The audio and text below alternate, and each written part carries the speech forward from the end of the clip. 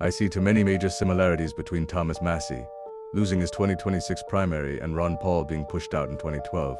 Both were anti-war, anti-corporate welfare Republicans who challenged party leadership instead of falling in line.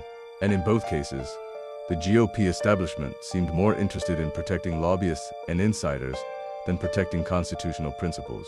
Both men were targeted for rejecting the bipartisan foreign policy machine. Ron Paul opposed the wars in Iraq and Afghanistan, regime change, and foreign aid. Thomas Massie consistently voted against foreign military aid and intervention overseas. Critics say both were isolated because they refused to support endless war policies backed by powerful lobbying interests. The similarities go beyond foreign policy. Ron Paul built his movement by exposing the Federal Reserve, opposing corporate bailouts, and warning about government overreach. Massie took similar stands by opposing massive spending bills, warrantless surveillance, and unchecked executive power. He also joined efforts demanding the release of the Jeffrey Epstein files. Both men frustrated Republican leadership because they chose principles over party loyalty. In 2012, GOP leaders changed convention rules to weaken Ron Paul delegates. In 2026, critics argued the establishment used Donald Trump's endorsement, party pressure, and massive special interest spending to remove Massie from office for refusing 100% compliance. Even after losing, both men inspired passionate anti-establishment movements.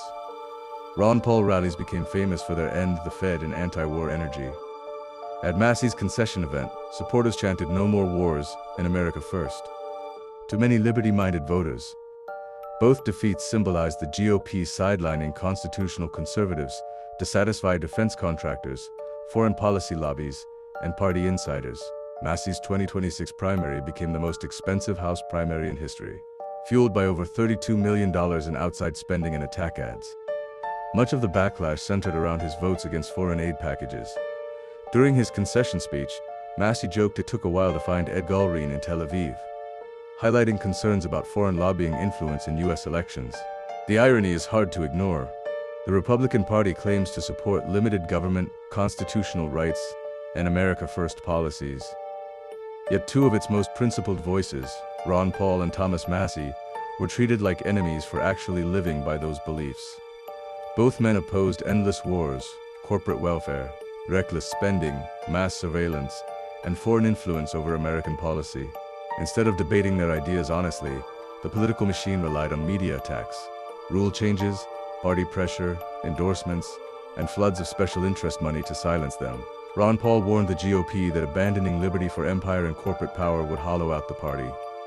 Years later, Massie faced the same backlash for refusing blind